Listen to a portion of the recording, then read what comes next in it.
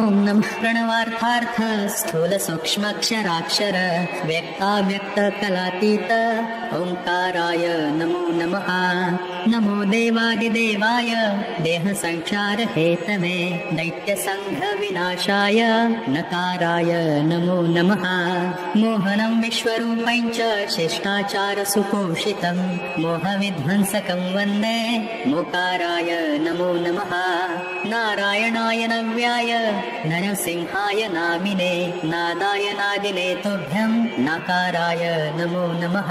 रामचन्द्रं रघुपतिं पित्राज्ञा परिपालकं कौसल्यातनयं वन्दे राकाराय नमो नमः। यज्ञाय यज्ञगम्याय यज्ञरक्षाकराय च यज्ञाङ्गरूपिणे तुभ्यं यकाराय नमो नमः।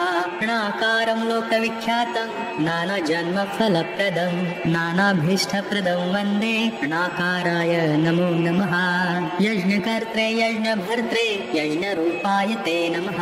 सुज्ञानगोचरायास्तु यकाराय नमो नमः। ओंकारमन्त्रसंयुक्तं नित्यं ध्यायन्ति योगिनः कामदं मोक्षदं तस्मै ओंकाराय नमो नमः। नारायण परं ब्रह्म नारायण परं तपः नारायण परो देव सर्वं नारायण सदा।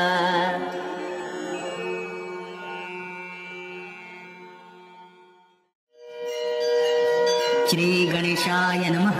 ओम श्रीपाद पातु मे पादाम्बुरुं सिद्धासनस्थितः पायाद्दिगम्बरो गुह्यं बृहरि पातु मे कटिं नाभिं पातु जगत्स्रष्टो दरं पातु दलोदरः कृपालु पातु हृदयं षड्भुज पातु मे भुजो स्रकुण्डिशूलडमरो शङ्खचक्रधर करा पातु कण्ठौ कम्बुकण्ठ सुमुख पातु मे मुखं जिह्वां मे वेदवाक् पातु नेत्रे मे पातु दिव्यधो नासिकां पातु गन्धात्मा पातु पुण्यश्रव श्रुति ललाटं पातु हंसात्मा शिरः पातु जटाधरः कर्मेन्द्रियाणि पातु एषः पातु ज्ञानेन्द्रियाण्यजः सर्वान्तरोऽन्तःकरणं प्राणान् मे पातु योगिरा उपरिष्टादधस्ताच्च पृष्ठतः पार्श्वतोऽग्रजः अन्तर्बहिश्च मां नित्यं नानारूपधरोऽवतु वर्जितं कवचैनाव्यात् स्थानं मे दिव्यदर्शनः राजतः शत्रुतो हिंसा दुष्प्रयोगादितोऽधितः आधिव्याधिभयार्तिभ्यो दत्तात्रेयः सदावतु धन धान्य गृहक्षेत्र स्त्रीपुत्र पशुकिङ्करा ज्ञातिंश्च पातु नित्यं मेन सूयानन्दवर्धनः बालोन्मत्तपिशाचाभो दुनिट्सन्धिषु पातु मां भूतभौतिकमृत्युभ्यो हरिः पातु दिगम्बरः एतत्कवचं संज्ञा ह्यद्भक्तिभावितः सर्वानर्थविनिर्मुक्तो ग्रहपीडा विवर्जितः भूतप्रेतापिशाचादैर्दैवरप्यपराजितः भुक्त्वात्र दिव्यभोगान् स्नेहान्ते तत्पदं व्रजे।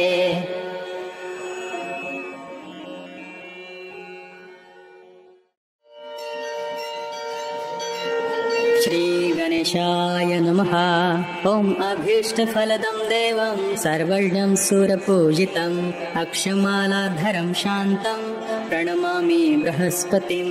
बृहस्पतिः शिरः पातु ललाटं पातु मे गुरुः कर्णो सुरगुरुः पातु नेत्रे मे भीष्टदायकः जिह्वां पातु सुराचार्यो नासां मे वेदपारगः मुखौ मे पातु सर्वज्ञो कण्ठौ मे देवता गुरुः भुजामाङ्गिरसः पातु करो पातु शुभप्रदः स्तनो मे पातु वागीशः कुक्षिं मे शुभलक्षणः नाभिं देवगुरुः पातु मध्यं पातु सुखप्रदः कटिं पातु जगद्वन्द्या गुरु मे पातु वाक्पतिः जानुजङ्घे सुराचार्यो पादो विश्वात्मकस्तथा अन्यानि यानि चाङ्गानि रक्षन्मे सर्वतो गुरुः इत्येतत्कवचं दिव्यं त्रिसन्ध्यं यः पठेन्नरः सर्वान् कामान् वाप्नोति सर्वत्र विजयी भवेत्।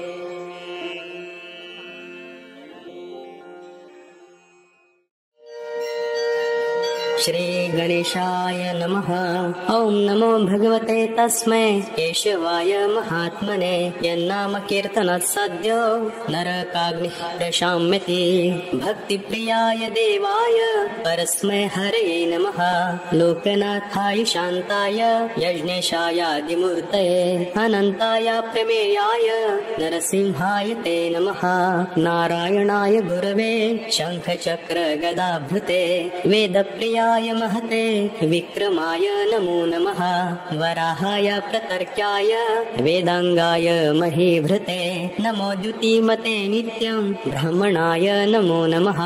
वामनाय बहुज्ञाय वेदांगधारिणे बलिबन्धन दत्ताय वेदपालाय ते नमः। विष्णवे सूरनाथाय व्यापिने परमात्मने चतुर्भुजाय शुद्धाय शुद्धद्रव्याय ते नमः। जामदग्न्याय रामाय दुष्टक्षत्रान्तकारणे रामाय रावणान्तकाय नमस्तुभ्यं महात्मने। अस्मानुद्धर गोविन्द पूतिगन्धिं नमोऽस्तुते। स्तोत्रमेतत् पठेद्यस्तु निर्यान्मुच्यते च सः नास्त्यत्र संशयः स्वल्पः प्रत्यहं पाठमाचरे।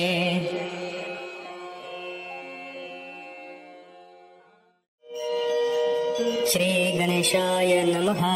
ॐ शिरो मे गरुडः पातु ललाटे वनितासुतः नेत्रे तु सर्पः पातु कर्णो पातु सुराहतः नासिकां पातु सर्पारिः वदनं विष्णुवाहनः सूर्यतालोचकण्ठे च भुजो पातु महाबलः हस्तो खगेश्वर पातु कराग्रे तरुणाकृतिः स्तनो मे विहगः पातु हृदयं पातु सर्पः नाभिं पातु महातेजः कटिं मे पातु वायुनः ऊरु मे पातुरुगिरिः गुल्फो विष्णुरथः सदा पादो मे तक्षकः सिद्ध पातु पादाङ्गुलिंस्तथा रोमकुपानि मे वीरो वचं पातु भयापः इत्येवं कवचं देव्यं पापघ्नं सर्वकामदं यः पठेत् प्रातरुत्थाय विषदोषं न पश्यते त्रिसन्ध्यं पठते नित्यं बन्धनात् मुच्यते नरः द्वादशाहं पठेद्यस्तु मुच्यते सर्वकिल्बिषः।